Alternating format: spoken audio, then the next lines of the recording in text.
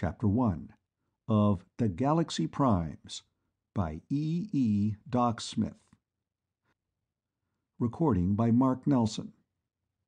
The Galaxy Primes. Chapter 1. Her hair was a brilliant green. So was her spectacularly filled halter. So were her tight short shorts, her lipstick, and the lacquer on her finger and toenails.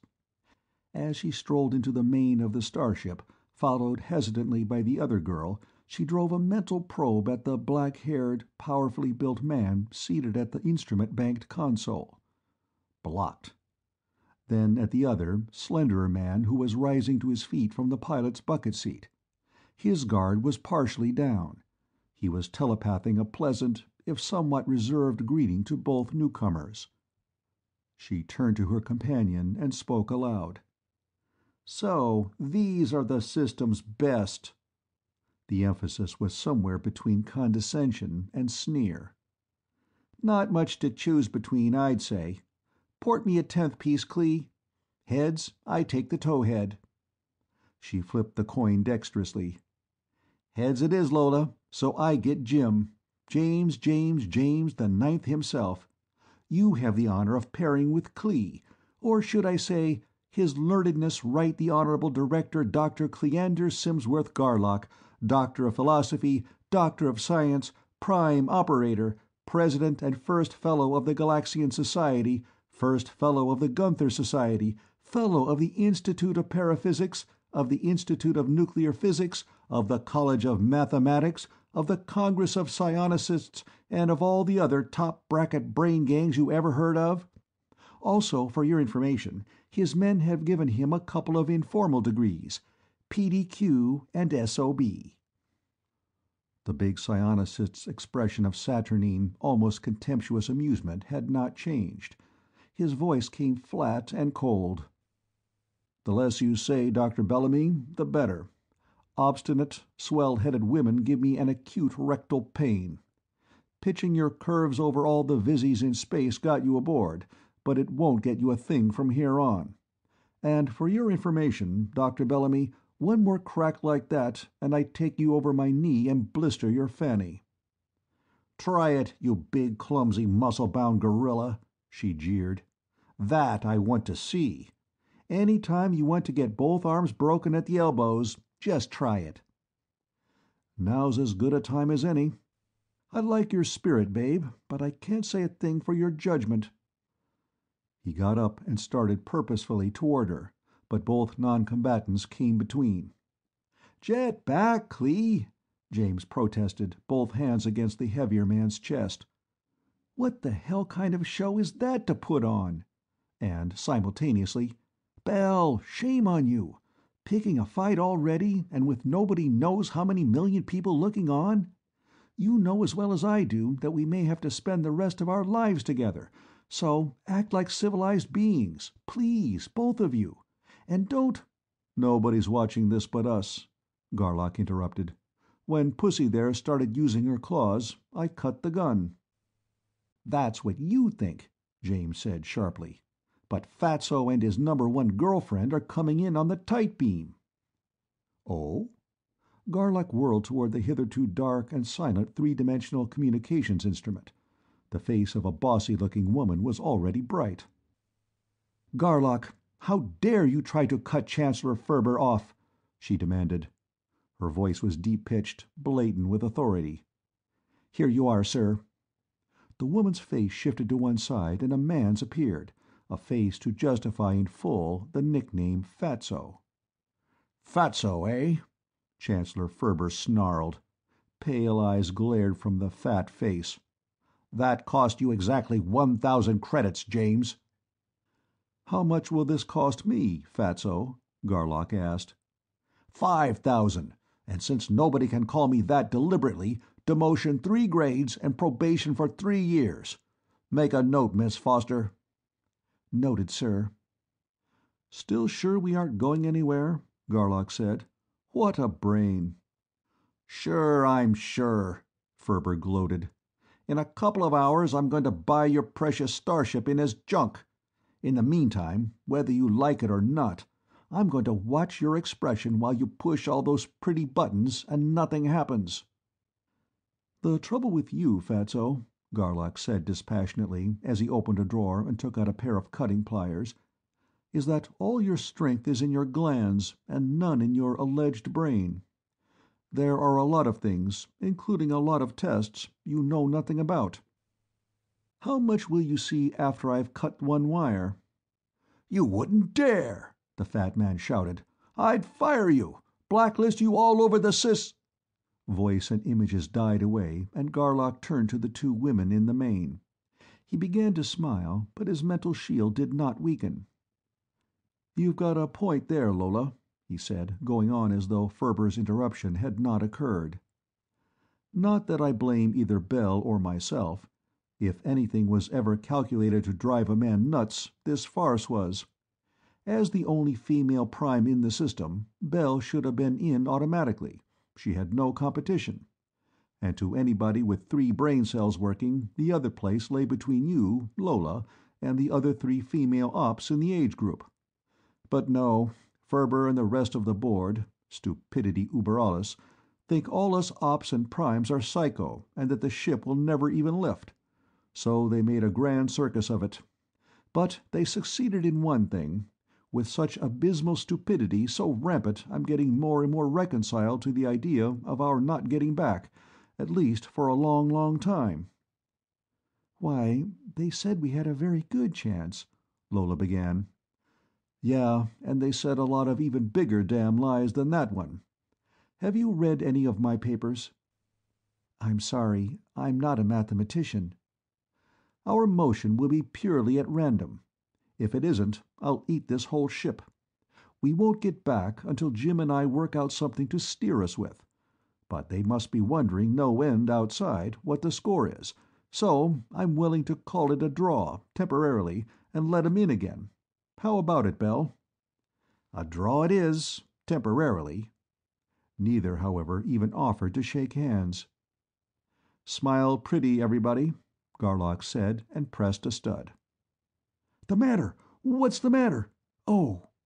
The worried voice of the system's ace newscaster came in. "Power failure already!" "No," Garlock replied. "I figured we had a couple of minutes of privacy coming, if you can understand the meaning of the word. Now all 4 of us tell everybody who is watching or listening au revoir or goodbye, whichever it may turn out to be." He reached for the switch. "Wait a minute," the newscaster demanded. "Leave it on until the last pos—" His voice broke off sharply. "Turn it back on," Bell ordered. Nix. "Scared?" she sneered. "You chirped it, bird brain. I'm scared purple. So would you be if you had 3 brain cells working in that glory hound's head of yours. Get set, everybody, and we'll take off." "Stop it, both of you!" Lola exclaimed. "Where do you want us to sit, and do we strap down?" "You sit there, Bell at that plate beside Jim. Yes, strap down. There probably won't be any shock, and we should land right side up, but there's no sense in taking chances.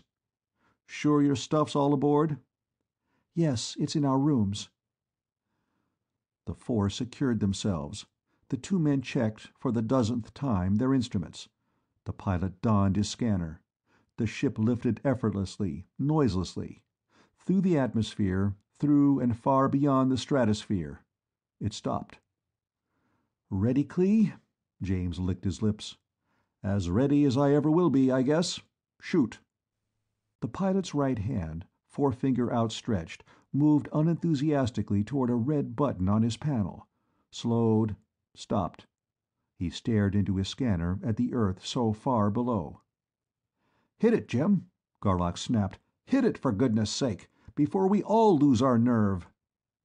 James stabbed convulsively at the button, and in the very instant of contact, instantaneously, without a fractional microsecond of time-lapse, their familiar surroundings disappeared.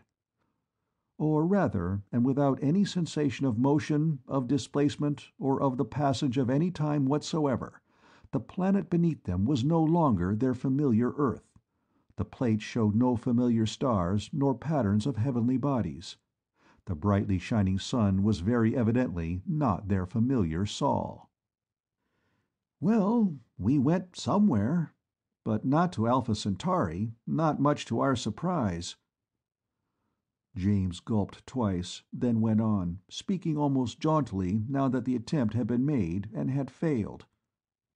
"So, now it's up to you, Clee, as director of Project Gunther and captain of the good ship Pleiades, to boss the more or less simple, more, I hope, job of getting us back to Tellus." Science, both physical and paraphysical, had done its best. Gunther's theorems, which define the electromagnetic and electrogravitic parameters pertaining to the annihilation of distance, had been studied, tested, and applied to the full. So had the psionic corollaries, which, while not having the status of paraphysical laws, do allow computation of the qualities and magnitudes of the stresses required for any given application of the Gunther effect. The planning of the starship Pleiades had been difficult in the extreme, its construction almost impossible. While it was practically a foregone conclusion that any man of the requisite caliber would already be a member of the Galaxian Society, the 3 planets and 8 satellites were screened, psionicist by psionicist, to select the 2 strongest and most versatile of their breed. These 2, Garlock and James, were heads of departments of, and under ironclad contract to, vast Solar Systems Enterprises, Inc., the only concern able and willing to attempt the building of the first starship.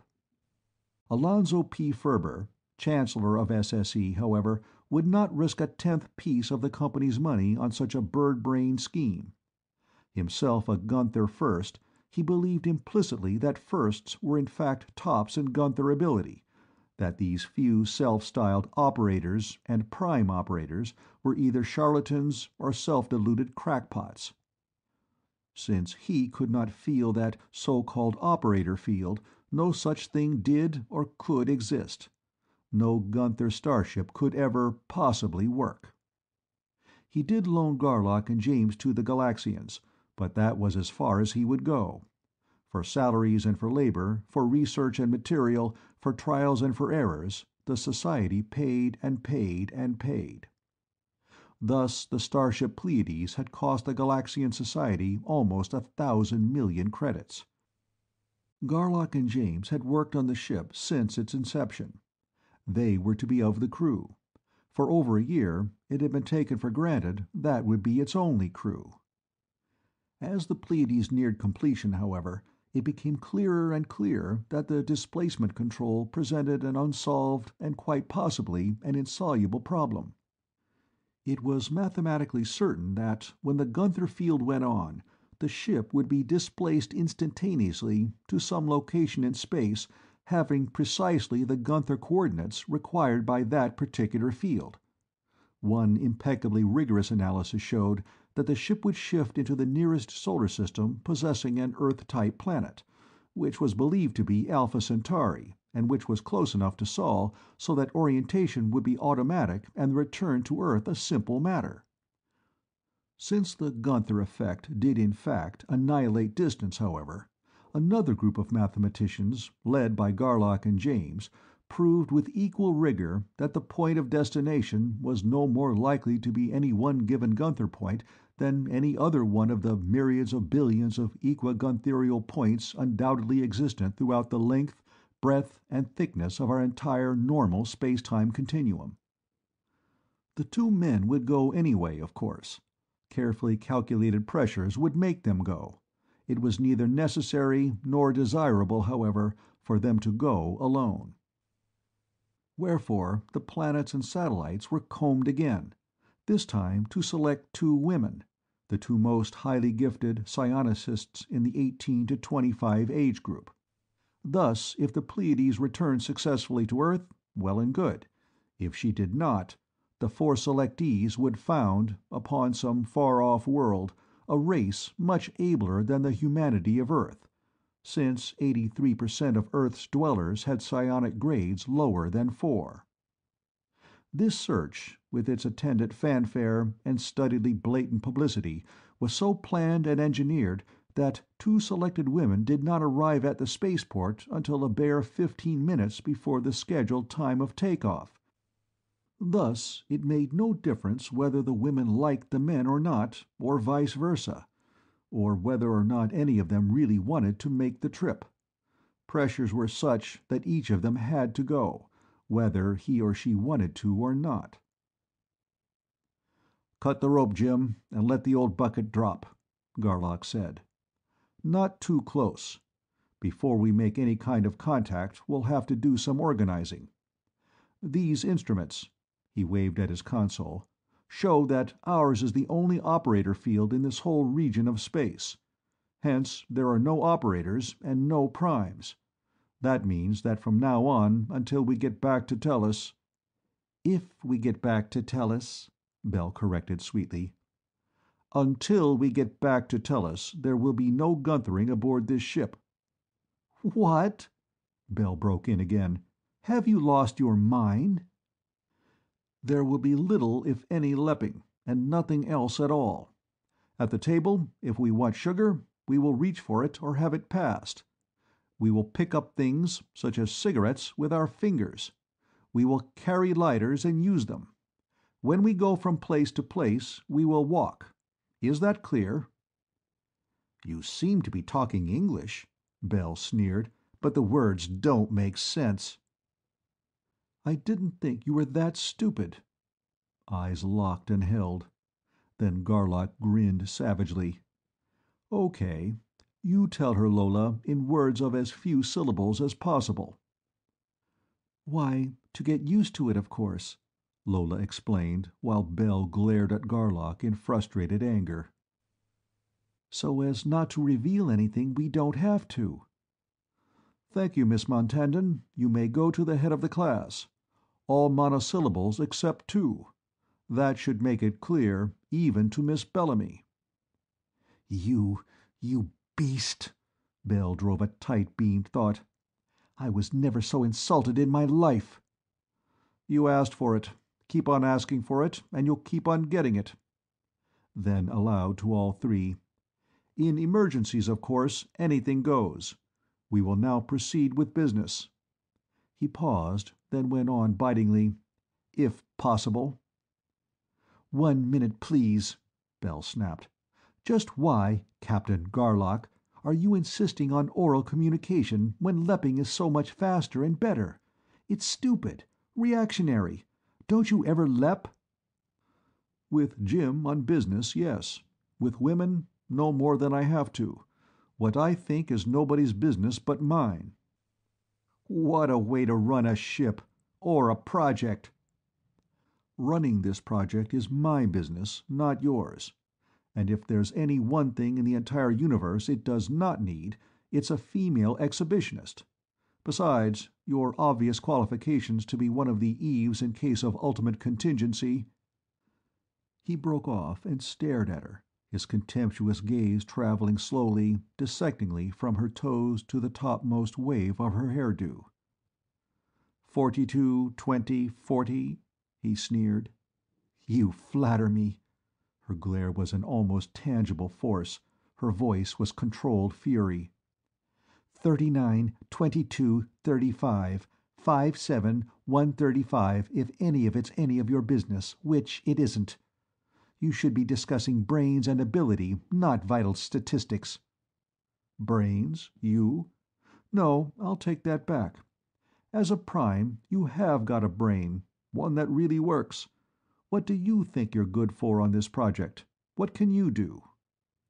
"I can do anything any man ever born can do, and do it better." "Okay. Compute a Gunther field that will put us 200,000 feet directly above the peak of that mountain." "That isn't fair. Not that I expected fairness from you, and you know it. That doesn't take either brains or ability." "Oh, no?" "No. Merely highly specialized training that you know I haven't had. Give me a 5-tape course on it, and I'll come closer than either you or James, for 100 credits a shot." "I'll do just that. Something you are supposed to know, then. How would you go about making first contact?" "Well, I wouldn't do it the way you would, by knocking down the first native I saw, putting my foot on his face, and yelling, 'Bow down, you stupid ignorant beasts, and worship me, the supreme god of the macrocosmic universe!' Try again, Bell. That one missed me by—" "Hold off, both of you," James broke in. "What the hell are you trying to prove? How about cutting out this cat-and-dog act and getting some work done?" "You've got a point there," Garlock admitted, holding his temper by a visible effort. "Sorry, Jim. Bell, what were you briefed for?" "To understudy you." She too fought her temper down. "To learn everything about Project Gunther. I have a whole box of tapes in my room, including advanced Gunther math and first contact techniques. I'm to study them during all my on-watch time, unless you assign other duties." "No matter what your duties may be, you'll have to have time to study. If you don't find what you want in your own tapes, and you probably won't, since Ferber and his Miss Foster ran the selections, use our library. It's good, designed to carry on our civilization. Miss Montandon? No, that's silly, the way we're fixed. Lola?" "I'm to learn how to be Dr. James—" "Jim, please, Lola," James said. "And call him Clee." "I'd like that." She smiled winningly. "And my friends call me Brownie." "I see why they would. It fits like a coat of lacquer." It did. Her hair was a dark, lustrous brown, as were her eyebrows. Her eyes were brown. Her skin, too, her dark red playsuit left little to the imagination, was a rich and even brown. Originally fairly dark, it had been tanned to a more than fashionable depth of color by naked sunbathing and by practically naked outdoor sports. A couple of inches shorter than the green-haired girl, she too had a figure to make any sculptor drool. "I'm to be Dr. Jim's assistant. I have 1,000 tapes, more or less, to study too. It'll be quite a while, I'm afraid, before I can be of much use, but I'll do the best I can." If we had hit Alpha Centauri, that arrangement would have been good, but as we are, it isn't. Garlock frowned in thought, his heavy black eyebrows almost meeting above his finely chiseled aquiline nose. "Since neither Jim nor I need an assistant any more than we need tails, it was designed to give you girls something to do. But out here, lost, there's work for 12 trained specialists, and there are only 4 of us. So we shouldn't duplicate effort. Right? You first, Bell." "Are you asking me or telling me?" she asked. "And that's a fair question. Don't read anything into it that isn't there. With your attitude, I want information." "I'm asking you," he replied carefully.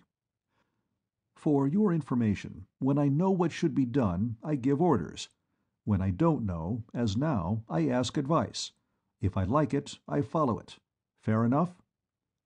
"Fair enough. We're apt to need any number of specialists." "Lola?" "Of course we shouldn't duplicate. What shall I study?" "That's what we must figure out. We can't do it exactly, of course.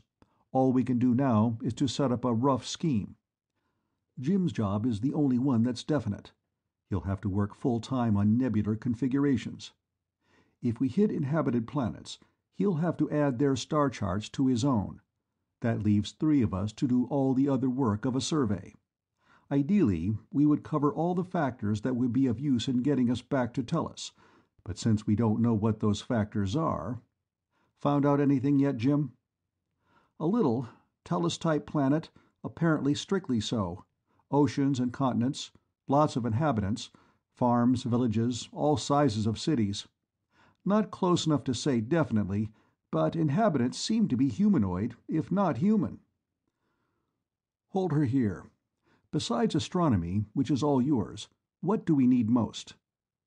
"We should have enough to classify planets and inhabitants, so as to chart a space trend if there is any. I'd say the most important ones would be geology, stratigraphy, paleontology, oceanography, xenology, anthropology, ethnology, vertebrate biology, botany, and at least some ecology." "That's about the list I was afraid of. But there are only 3 of us. The fields you mentioned number much more." Each of you will have to be a lot of specialists in one, then. I'd say the best split would be planetology, xenology, and anthropology, each, of course, stretched all out of shape to cover dozens of related and non-related specialties. Good enough. Xenology, of course, is mine. Contacts, liaison, politics, correlation, and so on, as well as studying the non-human life forms, including as many lower animals and plants as possible. I'll make a stab at it. Now, Bell, since you're a prime and Lola's an operator, you get the next toughest job. Planetography. Why not? Bell smiled and began to act as one of the party. All I know about it is a hazy idea of what the word means, but I'll start studying as soon as we get squared away. Thanks. That leaves anthropology to you, Lola. Besides, that's your line, isn't it? Yes, sociological anthropology. I have my MS in it, and working for my PhD. But, as Jim said, it isn't only the one specialty. You want me, I take it, to cover humanoid races too? Check. You and Jim both, then, will know what you're doing, while Bell and I are trying to play ours by ear. Where do we draw the line between humanoid and non-human? In case of doubt, we'll confer. That covers it as much as we can, I think. Take us down, Jim, and be on your toes to take evasive action fast. The ship dropped rapidly toward an airport just outside a fairly large city. 50,000, 40,000, 30,000 feet. Calling strange spaceship. You must be a spaceship, in spite of your tremendous, hitherto considered impossible mass. A thought impinged on all four Tellurian minds. Do you read me? I read you clearly. This is the Tellurian spaceship Pleiades, Captain Garlock commanding, asking permission to land and information as to landing conventions. He did not have to tell James to stop the ship. James had already done so. I was about to ask you to hold position. I thank you for having done so. Hold for inspection and type test, please. We will not blast unless you fire first. A few minutes, please. A group of 12 jet fighters took off practically vertically upward and climbed with fantastic speed. They leveled off 1,000 feet below the Pleiades and made a flying circle. Up and into the ring thus formed there lumbered a large, clumsy-looking helicopter. We have no record of any planet named Tellus, nor of any such ship as yours, of such incredible mass and with no visible or detectable means of support or of propulsion. Not from this part of the galaxy, certainly. Could it be that intergalactic travel is actually possible? But, excuse me, Captain Garlock, none of that is any of my business, which is to determine whether or not you four Tellurian human beings are compatible with, and thus acceptable to, our humanity of Hodel. But you do not seem to have a standard televideo testing box aboard. No, sir, only our own tri-di and TV. You must be examined by means of a standard box. I will rise to your level and teleport one across to you. It is self-powered and fully automatic. You needn't rise, sir. Just toss the box out of your copter into the air. We'll take it from there. Then to James, take it, Jim. Oh, you can lift large masses against much gravity? The alien was all attention. I have not known that such power existed. I will observe with keen interest. I have it, James said. Here it is. Thank you, sir, Garlock said to the alien. Then to Lola, you've been reading these Hodelians? The officer in the helicopter and those in the fighters, yes. Most of them are Gunther firsts. Good girl. The set's coming to life. Watch it. The likeness of the alien being became clear upon the alien screen, visible from the waist up. While humanoid, the creature was very far indeed from being human. He, at least it had masculine rudimentary nipples, had double shoulders and 4 arms. His skin was a vividly intense cobalt blue. His ears were black, long, and highly dirigible. His eyes, a flaming red in color, were large and vertically slitted like a cat's. He had no hair at all. His nose was large and Roman. His jaw was square, almost jutting. His bright yellow teeth were clean and sharp.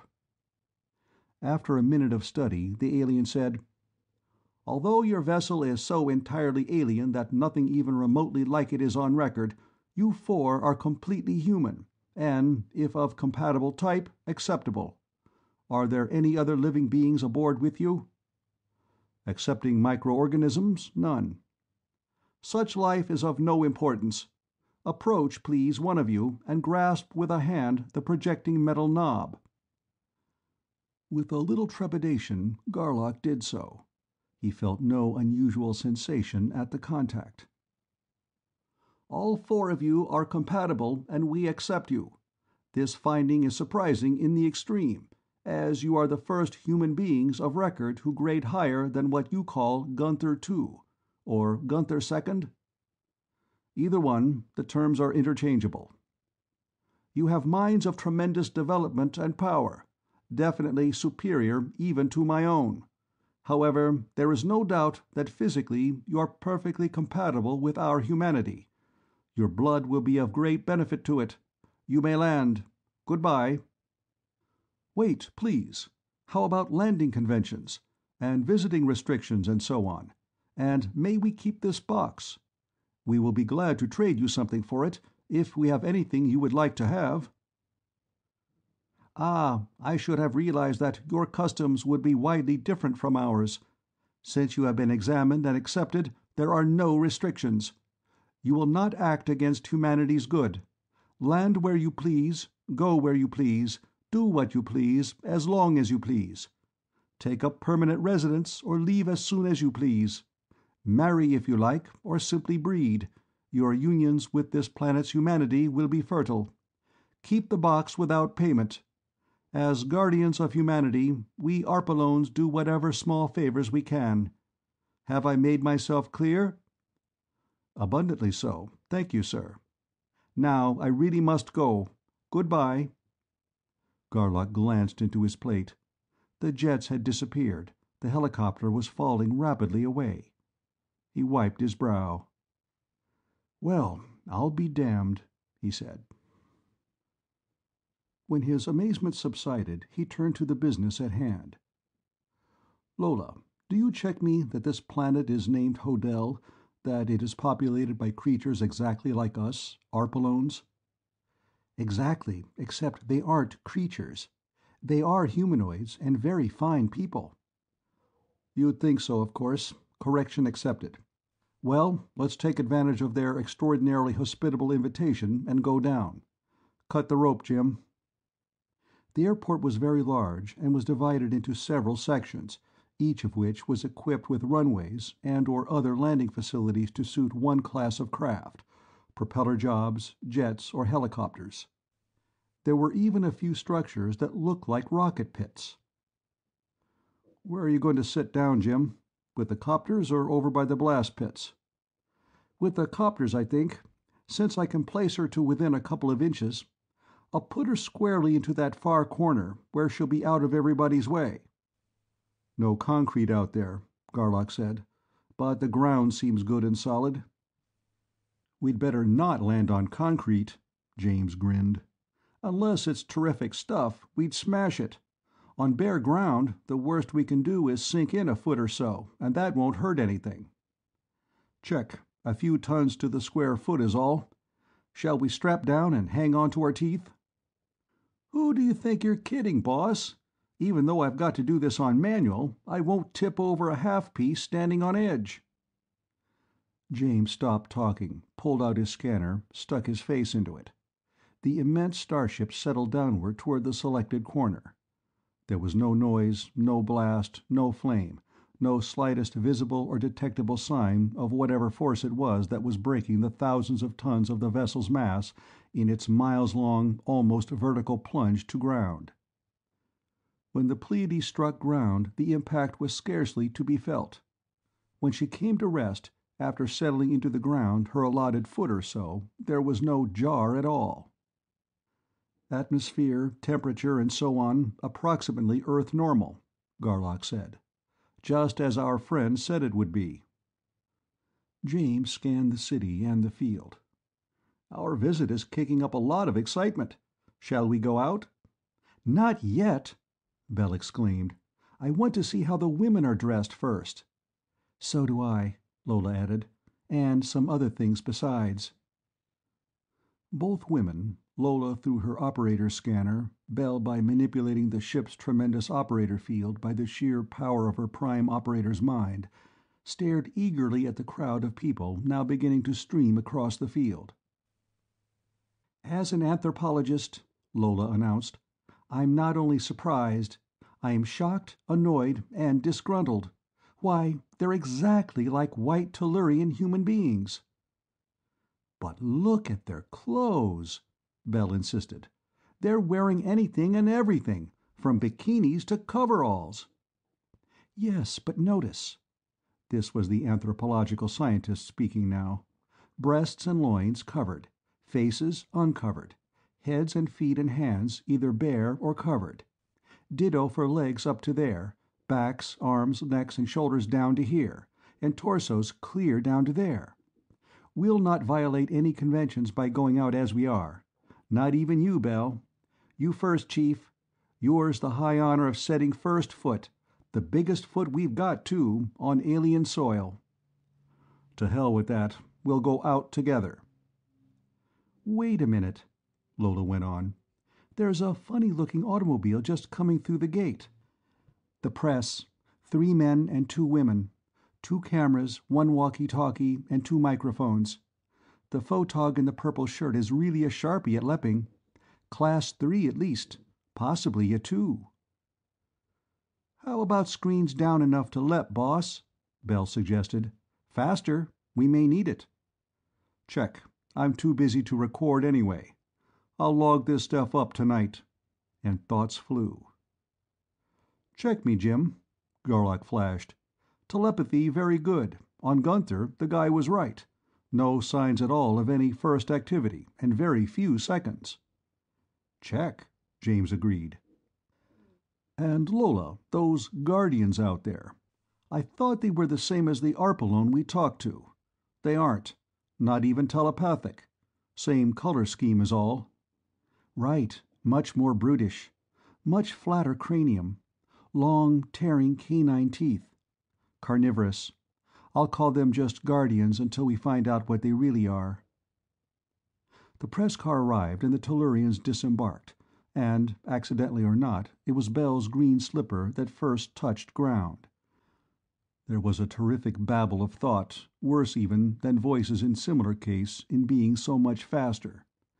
The reporters, all of them, wanted to know everything at once. How, what, where, when, and why. Also, who. And all about Tellus and the Tellurian solar system. How did the visitors like Hodel? And all about Bell's green hair. And the photographers were prodigal of film, shooting everything from all possible angles. "Hold it!" Garlock loosed a blast of thought that silenced almost the whole field. "We will have order, please. Lola Montandon, our anthropologist, will take charge. Keep it orderly, Lola, if you have to throw half of them off the field. I'm going over to administration and check in. One of you reporters can come with me if you like." The man in the purple shirt got his bit in first. As the 2 men walked away together, Garlock noted that the man was in fact a second. His flow of lucid, cogent thought did not interfere at all with the steady stream of speech going into his portable recorder. Garlock also noticed that in any group of more than a dozen people there was always at least one Guardian.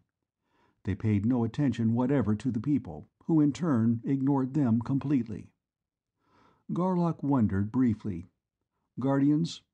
The Arpalones out in space, yes. But these creatures, naked and unarmed on the ground? The Arpalones were non-human people. These things were what? At the door of the field office, the reporter, after turning Garlock over to a startlingly beautiful, leggy, breasty, blonde receptionist usherette, hurried away. He flecked a feeler at her mind and stiffened. How could a 2, a high 2 at that, be working as an usher? and with her guard down clear to the floor. He probed and saw. "Lola," he flashed a tight-beamed thought, "you aren't putting out anything about our sexual customs, family life, and so on?" "Of course not. We must know their mores first." "Good girl. Keep your shield up." "Oh, we're so glad to see you, Captain Garlock, sir." The blonde, who was dressed little more heavily than the cigarette girls in Venusberg's Cartier room, seized his left hand in both of hers and held it considerably longer than was necessary. Her dazzling smile, her laughing eyes, her flashing white teeth, the many exposed inches of her skin, and her completely unshielded mind all waved banners of welcome. "Captain Garlock, sir, Governor Adderlin has been most anxious to see you ever since you were first detected. This way, please, sir." She turned, brushing her bare hip against his leg in the process, and led him by the hand along a hallway. Her thoughts flowed. "I have been too, sir, and I'm simply delighted to see you close up, and I hope to see a lot more of you. You're a wonderfully pleasant surprise, sir. I've never seen a man like you before. I don't think Hodel ever saw a man like you before, sir. With such a really terrific mind, and yet so big and strong and well-built and handsome and clean-looking and blackish. You're wonderful, Captain Garlock, sir. You'll be here a long time, I hope. Here we are, sir." She opened a door, walked across the room, sat down in an overstuffed chair, and crossed her legs meticulously. Then, still smiling happily, she followed with eager eyes and mind Garlock's every move. Garlock had been reading Governor Atterlin, knew why it was the governor who was in that office instead of the port manager. He knew that Atterlin had been reading him, as much as he had allowed. They had already discussed many things, and were still discussing. The room was much more like a library than an office. The governor, a middle-aged, red-headed man a trifle inclined to portliness, had been seated in a huge reclining chair facing a TV screen, but got up to shake hands. "Welcome, friend Captain Garlock. Now to continue. As to exchange. Many ships visiting us have nothing we need or can use. For such, all services are free, or rather, are paid by the city. Our currency is based upon platinum, but gold, silver, and copper are valuable. Certain jewels also." "That's fair enough. We will pay our way. We have plenty of metal. What are your ratios of value for the 4 metals here on Hodel?" "Today's quotations are—" He glanced at a screen, and his fingers flashed over the keys of a computer beside his chair. "1 weight of platinum is equal in value to 7.346— decimals are not necessary, sir. 7 plus, then, weights of gold. 1 of gold to 11 of silver. 1 of silver to 4 of copper." "Thank you. We'll use platinum. I'll bring some bullion tomorrow morning and exchange it for your currency. Shall I bring it here, or to a bank in the city?" "Either, or we can have an armored truck visit your ship." "That would be better yet. Have them bring about 5,000 taines. Thank you very much, Governor Adderlin, and good afternoon to you, sir." "And good afternoon to you, sir. Until tomorrow, then." Garlock turned to leave. "Oh, may I go with you to your ship, sir, to take just a little look at it?" the girl asked, winningly. "Of course, Grand Lady Neldine. I'd like to have your company." She seized his elbow and hugged it quickly against her breast. Then, taking his hand, she walked, almost skipped, along beside him. "And I want to see Pilot James close up too, sir. He's not nearly as wonderful as you are, sir. And I wonder why Planetographer Bellamy's hair is green. Very striking, of course, sir, but I don't think I'd care for it much on me, unless you'd think I should, sir." Bell knew, of course, that they were coming, and Garlock knew that Bell's hackles were very much on the rise. She could not read him, except very superficially, but she was reading the strange girl like a book, and was not liking anything she read. Wherefore, when Garlock and his joyous companion reached the great spaceship— "How come you picked up that little man-eating shark?" she sent venomously on a tight band. It wasn't a case of picking her up, Garlock grinned. I haven't been able to find any urbane way of scraping her off. First contact, you know. She wants altogether too much contact for a first. I'll scrape her off, even if she is one of the nobler class on this world. Belle changed her tactics even before Garlock began his reprimand. I shouldn't have said that, Clee, of course. She laughed lightly. It was just the shock. There wasn't anything in any of my first contact tapes covering what to do about beautiful and enticing girls who try to seduce our men. She doesn't know, though, of course, that she's supposed to be a bug-eyed monster and not human at all. Won't xenology be in for a rough ride when we check in? Wow! You can play that in spades, sister. And for the rest of the day, Belle played flawlessly the role of perfect hostess. It was full dark before the Hodelians could be persuaded to leave the Pleiades and the locks were closed. I have refused 178 invitations, Lola reported then. All of us, individually and collectively, have been invited to eat everything everywhere in town, to see shows in 12 different theaters and 18 night spots, to dance all night in 21 different places, ranging from dives to strictly soup and fish. I was nice about it, of course, just begged off because we were dead from our belts both ways from our long, hard trip. My thought, of course, is that we'd better eat our own food and take it slowly at first. Check, Clee? On the beam, dead center. And you weren't lying much either. I feel as though I'd done a day's work. After supper, there's a thing I've got to discuss with all three of you. Supper was over then.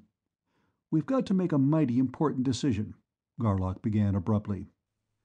Grand Lady Neldine, that title isn't exact, but close, wondered why I didn't respond at all either way. However, she didn't make a point of it, and I let her wonder. But we'll have to decide by tomorrow morning what to do, and it'll have to be airtight. These Hodelians expect Jim and me to impregnate as many as possible of their highest-rated women before we leave. By their code, it's mandatory, since we can't hide the fact that we rate much higher than they do. Their highest rating is only Grade 2 by our standards, and all the planets hereabouts upgrade themselves with the highest grade new blood they can find. Ordinarily, they'd expect you two girls to become pregnant by your choices of the top men of the planet, but they know you wouldn't breed down and don't expect you to. But how in all hell can Jim and I refuse to breed them up without dealing out the deadliest insult they know? There was a minute of silence. We can't, James said then. A grin began to spread over his face.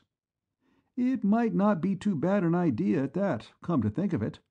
That ball of fire they picked out for you would be a blue ribbon dish in anybody's cookbook. And Grand Lady Lymphy, he kissed the tips of 2 fingers and waved them in the air, strictly big league material in capital letters. Is that nice, you back-alley tomcat? Belle asked plaintively, then paused in thought and went on slowly. I won't pretend to like it, but I won't do any public screaming about it. Any anthropologist would say you'll have to, Lola declared without hesitation. I don't like it either. I think it's horrible. But it's excellent genetics, and we cannot and must not violate systems-wide mores. You're all missing the point, Garlock snapped. He got up, jammed his hands into his pockets, and began to pace the floor. I didn't think any one of you was that stupid. If that was all there were to it, we'd do it as a matter of course. But think, damn it! There's nothing higher than Gunther 2 in the humanity of this planet. Telepathy is the only ESP they have. High Gunther uses hitherto unused portions of the brain. It's transmitted through genes, which are dominant, cumulative, and self-multiplying by interaction.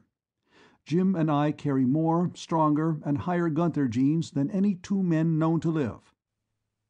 Can we, dare we, plant such genes where none have ever been known before? 2 full minutes of silence. That one has really got a bone in it, James said unhelpfully. 3 minutes more of silence. "It's up to you, Lola," Garlock said then. "It's your field." I was afraid of that. There's a way. Personally, I'd like it less even than the other, but it's the only one I've been able to think up. First, are you absolutely sure that our refusal, Belle's and mine, I mean, to breed down will be valid with them? Positive. Then the whole society from which we come will have to be strictly monogamous, in the narrowest, most literal sense of the term. No exceptions whatever. Adultery, anything illicit, has always been not only unimaginable, but in fact impossible. We pair, or marry, or whatever they do here, once only, for life. Desire and potency can exist only within the pair, never outside it. Like eagles. If a man's wife dies even, he loses all desire and all potency. That would make it physically impossible for you two to follow the Hodelian code. You'd both be completely impotent with any women whatever except your mates, Belle and me. "That will work," Belle said. "How it will work!" She paused. Then suddenly she whistled, the loud, full-bodied, ear-piercing, tongue-and-teeth whistle which so few women ever master. Her eyes sparkled, and she began to laugh with unrestrained glee. "But do you know what you've done, Lola?" "Nothing, except to suggest a solution. What's so funny about that?" "You're wonderful, Lola. Simply priceless. You've created something brand new to science. An impotent tomcat. And the more I think about it—" Belle was rocking back and forth with laughter. She could not possibly talk, but her thought flowed on. "I just love you all to pieces.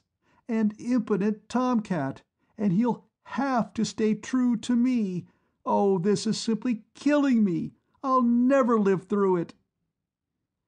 "It does put us on the spot, especially Jim," came Garlock's thought.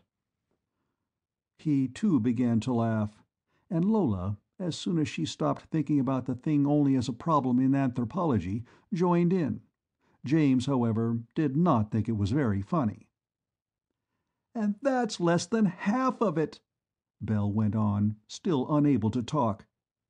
"Think of Clee, Lola. 6'2", over 200, hard as nails, a perfect hunk of hard red meat, telling this whole damn cockeyed region of space that he's impotent too, and with a perfectly straight face.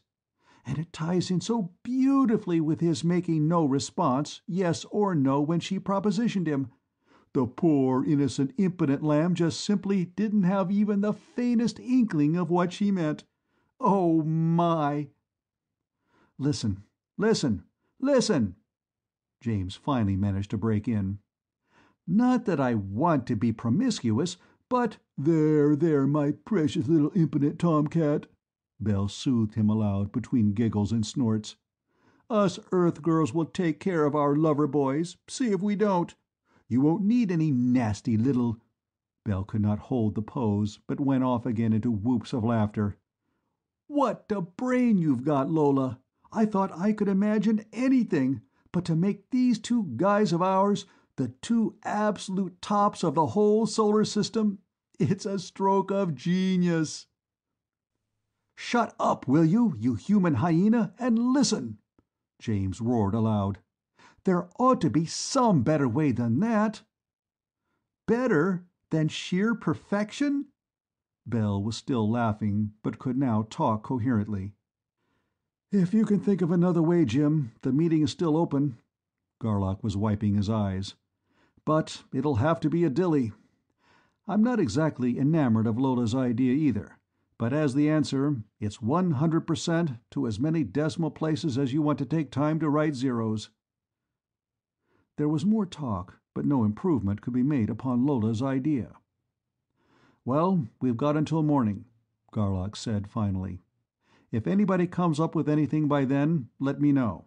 If not, it goes into effect the minute we open the locks. The meeting is adjourned." Bell and James left the room, and a few minutes later Garlock went out. Lola followed him into his room and closed the door behind her. She sat down on the edge of a chair, lighted a cigarette, and began to smoke in short, nervous puffs. She opened her mouth to say something, but shut it without making a sound.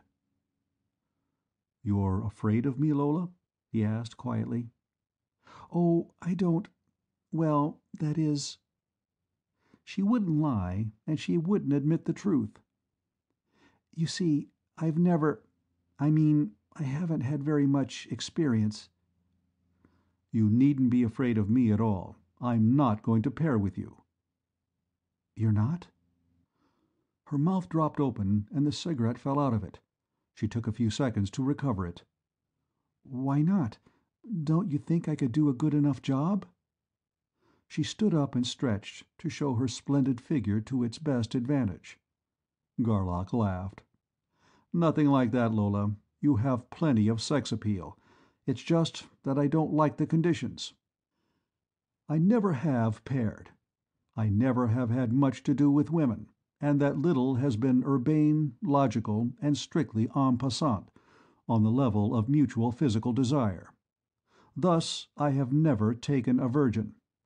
Pairing with one is very definitely not my idea of urbanity, and there's altogether too much obligation to suit me. For all of which good reasons, I am not going to pair with you, now or ever." "How do you know whether I'm a virgin or not? You've never read me that deep. Nobody can. Not even you, unless I let you." "Reading isn't necessary. You flaunt it like a banner." "I don't know what you mean. I certainly don't do it intentionally. But I ought to pair with you, Clee." Lola had lost all of her nervousness, most of her fear. "It's part of the job I was chosen for. If I'd known, I'd have gone out and got some experience. Really, I would have." "I believe that. I think you would have been silly enough to have done just that. And you have a very high regard for your virginity, too, don't you?" "Well, I used to. But we'd better go ahead with it. I've got to." "No such thing. Permissible, but not obligatory." "But it was assumed. As a matter of course. Anyway, well, when that girl started making passes at you, I thought you could have just as much fun, or even more. She's charming, a real darling, isn't she, without pairing with me. And then I had to open my big mouth and be the one to keep you from playing games with anyone except me, and I certainly am not going to let you suffer." "Bunk!" Garlock snorted. "Sheer flapdoodle. Pure psychological propwash, started and maintained by men who are either too weak to direct and control their drives, or who haven't any real work to occupy their minds. It applies to many men, of course, possibly to most. It does not, however, apply to all. And it lacks one whole hell of a lot of applying to me. Does that make you feel better?" "Oh, it does. It does. Thanks, Clee. You know, I like you a lot." "Do you? Kiss me." She did so. "See?" "You tricked me!" "I did not. I want you to see the truth and face it. Your idealism is admirable, permanent, and shatterproof. But your starry-eyed schoolgirl's mawkishness is none of the three. You'll have to grow up some day. In my opinion, forcing yourself to give up one of your hardest-held ideals, virginity, merely because of the utter bilge that those idiot head-shrinkers stuffed you with, is sheer, plain idiocy. I suppose that makes you like me even less, but I'm laying it right on the line." "No, more. I'll argue with you, when we have time, about some of your points, but the last one, if it's valid, has tremendous force. I didn't know men felt that way. But no matter what my feeling for you really is, I'm really grateful to you for the reprieve. And you know, Clee, I'm pretty sure you're going to get us back home. If anyone can, you can." "I'm going to try. Even if I can't, it will be Belle, not you, that I take for the long pull, and not because you'd rather have Jim, which you would, of course." "To be honest, I think I would." "Certainly. He's your type. You're not mine. Bell is. Well, that buttons it up, Brownie, except for one thing. To Jim and Bell and everyone else, we're paired." "Of course. Urbanity, as well as to present a united front to any and all worlds."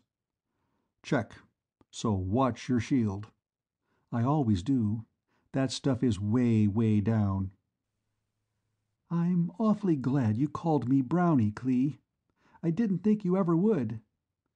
"I didn't expect to. But I never talked to a woman this way before either. Maybe it had a mellowing effect." "You don't need mellowing. I do like you a lot, just exactly as you are." "If true, I'm very glad of it. But don't strain yourself, and I mean that literally, not as sarcasm." "I know. I'm not straining a bit, and this'll prove it." She kissed him again, and this time it was a production. "That was an eminently convincing demonstration, Brownie, but don't do it too often." "I won't." She laughed, gaily and happily. "If there's any next time, you'll have to kiss me first." She paused and sobered. "But remember, if you should change your mind any time you really want to kiss me, come right in. I won't be as silly and nervous and afraid as I was just now. That's a promise. Good night, Clee." "Good night, Brownie." End of Chapter 1.